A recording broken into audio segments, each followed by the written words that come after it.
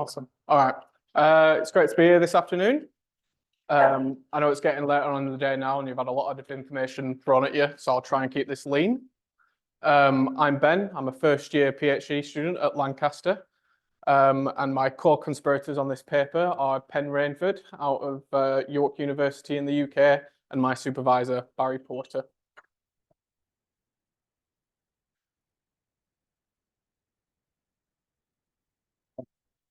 I have one job today, and that's to convince you of my position that in a world where we're driving further and further towards automation, specifically for our context of GI of source code, that we need to reintroduce some human guidance into the equation. And I know I've got one person in my corner already with Emmerich, because I saw on your wish list you wanted more visualization and more user interaction. So we're already on to a good start.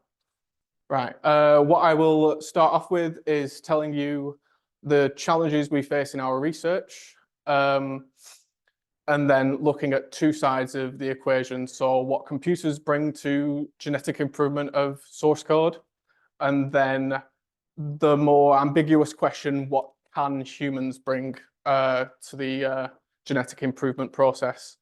And then if we've got time, I'll go into a bit of detail on our actual implementation and how we're driving forward with this. The last point is more of a point of interest, and if we've got time, we'll get to that at the end. Okay, so why is GI of source code so challenging? Well, for general purpose programming languages, when we're mixing in synthesis into the picture, not just using genetic material that's already available in the population, then we get stupid sizes of search spaces. And what makes this worse is that this space, unlike our lovely galaxy, is unstructured. So when you're trying to find not even the global optimum, even a local optimum, you're going to have to traverse a lot of space, and with a lot of randomness involved, this can take an obscene amount of time to do. So we end up with this problem of neutral drift. So we've got this large search space that we don't have any great heuristics to guide the search by. So we end up in this situation where we're at a decision node, which represents population, and then you've got all these possible populations in your next generation, and you're asking the GI to pick one based on your semantic guidance, and has no idea what to do, because most of the mutations you could possibly do are just going to do nothing for your program. They're going to be neutral, and it's 1 to 1 million in that mutation that's really going to bump your fitness function evaluation up. So our problem, an intractably large search space, it's difficult to navigate. So what's the solution? Blunt force solution, shrink the space and improve the guidance. I will tell you why shrinking the space isn't as straightforward as it might seem. And then we'll come on to the main position, which is improving our guidance. So relating to shrinking the space and coming on to our next point, what computers bring to the table is when we let them run wild in this search space, even though most of the iterations we see in the genetic improvement don't yield great results, over time, we will see an improvement in our source code vis-a-vis our fitness evaluation. So what we've got on the screen is an example taken from our current system of a hash function that's been run through our genetic improvement tool. And this was the best candidate at the end of the generations. And you can see it almost makes me sick looking at that. But somewhere in there is a line of code that no human would ever have thought of that was the golden ticket that got us our improvement bump. And that's what computers can do for us. We let them run wild in this big search space, and eventually they will find something you would never have thought of. And this is why we can't shrink the search space too much, because if we constrain it too much, you're just going to get a very predictable evolution, and you're going to limit yourself on the performance gains that you can get. Oh. So that's why we have to live with the burr of the huge search space, because it does give us that genuine novelty. Right. What can humans bring to the table? This is kind of the theme of the next 3 years of my life. So I don't have any great answers for you yet, but hopefully I can come back next year and show you some data. But we all have that idea of humans being very distinct from a GI process. We all went to either school or self-taught ourselves, and we learnt the best practices, design patterns. We've all written loads of boilerplate before, and we know how to get from A to B very quickly when we've got a design specification. So there's something in there that humans do that we want to capture, which will allow us to make large leaps in that vast search space that we've got, to hopefully mix that with the best of the GI, which is like the randomness, the random element, and hopefully bring those two sides together and create the best system that we can. So this is the peak for us. This is our goal, and it's a very abstract goal. But we want to bring together, as I say, the best of computers and the best of humans into a system where you can sit down and synthesize with a computer the best source code that you can for your particular problem set. Okay. So the way we're approaching this research carries a few key challenges.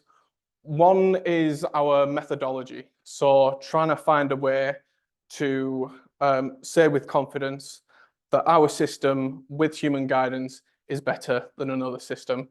Seems pretty straightforward in theory. You just get two systems, with the only difference being that one's a human guided system. Show that it performs better. Bob's your uncle. That doesn't quite work, as what we also want to balance this with is we want to say with certainty as well that what the human brought to the search, what the human contributed, the computer couldn't otherwise have done by itself in any reasonable time frame.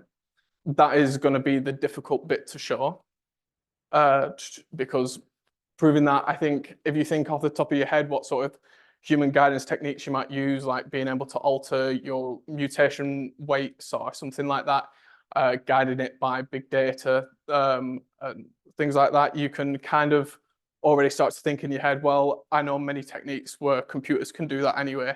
So it's really finding that unique human element to add to the picture. Bit of a chicken and the egg. So with any human interaction system, there's two sides to this. There's the information that the computer provides to the human, the data, and then the controls that the human can enact on the system. So the controls. Which one would you like to start with? I think when you sit down and first think about it, you think, we'll provide a set of controls for the user, do a user study, see what the results give out. But I don't think that's the way to go. I think the way we need to start is collecting data on many GI runs, finding ways to visualize the searches and generalize those, provide those visualizations to a user, and then let them use their human intuition, all the things that they've learned through years of software engineering, and then tell us the controls they would like. I think then we get a much more balanced system. Right, this is just a little discussion point. So let's say, next 3 years goes the best that it possibly can. I've got this great system to show the world. And it does everything that we want it to do. It generates source code really quickly, really cleanly, and you're almost guaranteed to get an improved individual at the end. Where on this scale does that system lie? Over here, we have our fully automated system. So you just press the button go and your GI runs like you'd expect it to. And then at the other end, we have our 10x developer bashing away on his keyboard, totally manual. There are two possible pitfalls here. So we'd like it to land somewhere in the middle, ideally. Obviously, if we fall towards the fully automated side, then it's 3 years wasted, but hopefully I still get my pass my Viva, but needs will. On the other pitfall is obviously going to the other side where it's fully manual. and then it kind of loses the GI aspect of it, and I'm at the wrong venue, and I'll have to go find somewhere else to disseminate this research. So,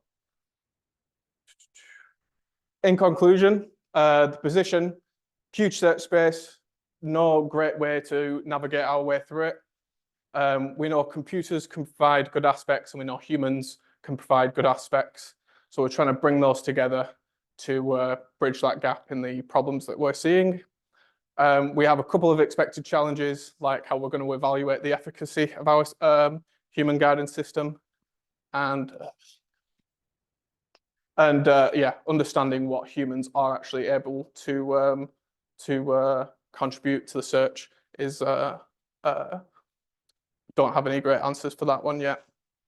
And then we have a couple of open questions down there, which relate to what I've already been saying. Thank you very much.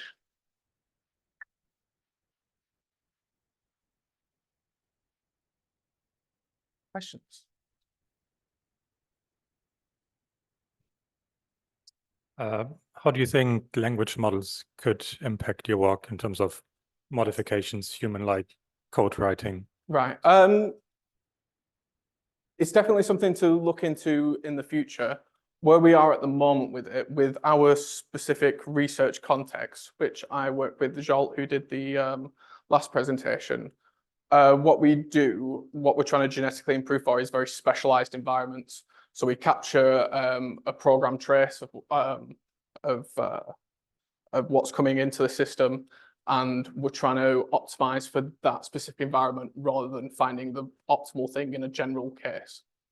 And at the moment, as language models sit at the moment, you can ask for a program that does a job, but then asking it to find an optimized one for a certain set of inputs, it's not quite there yet. I know there are plugins you can get now where you can run the generated code, and it could grab some context for that, and that's, you know, definitely a worthwhile avenue to look into, and I'm sure it will come at some point in the future. But for the time being, not looking at large language models at the moment. Yeah, great.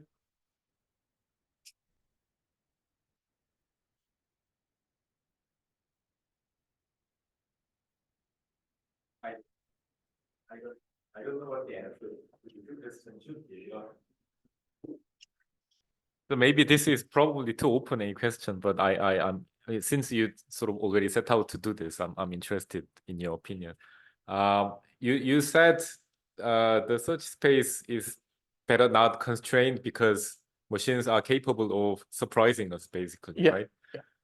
But surely then, if humans start guiding it, we won't be surprised anymore because we will stop them going into weird directions. Or maybe they are gearing up to surprise us, and then we will not understand where it's going, and then we will tell them to stop. Yeah, what do you think? An approach to that I've been throwing around and playing ideas with is kind of like a bit like a reinforcement learning paradigm, where the reinforcement learning agent is the human themselves. So you give them a budget, say you can have this much compute resources, so you get this much time on the GPUs, and you can guide this search. If you guide it well, I'll give you a bigger budget, and you can carry on if the search looks promising. If you're going down a bad path and this just looks like we're going to end up with a homogenized gene pool and all of that mess, then I'm going to constrain your budget more and say, no, that was a bad thing. And then maybe the GI can come in with a suggestion of, I've been shadowing another branch, maybe we can do this instead, and kind of get an interaction between the human and the computer. Okay, thank you. Any more for any more? So a quick follow-up on that answer. There was the work ages ago looking at allocating variable amount of time for fitness evaluation, Sydney Maxwell, which was essentially successful individuals were given more time to do stuff. Right. And that might be a useful reference. Yeah, definitely. I mean, the most expensive part of doing this is the evaluation. So if you can focus those resources on the most promising, then yeah, definitely. So please think of obviously code is a means to an end, and if you want to generate code, you need to know how to generate code and also understand the domain in which the code is operating. Yep. How would you balance the learning on code and also in the fields where the code is applied? Because understanding language and the subject of language is not the same. So you say, why are we not ditching the code altogether and maybe evolving a more functional thing that, is there a different way you can word the question? Okay, how do you differentiate the training of the model between only learning the language, the tool, and the concept in which the tool is applied to? Okay, right, so as far as generating the source code, that's purely a GI process, so we don't train for the language that we're generating. Okay. What we train on, so our current case study is hash functions. We have an English data set and a Polish data set. And what we train on is that data set. So we were using purely GI to create the hash functions themselves. And then these two data sets are our two environments. So when we evaluate on the Polish data set and see what specimens are improving best for the Polish data set, and then run the evaluation again, but for the English data set, and see what specimens are improving best for the English data set.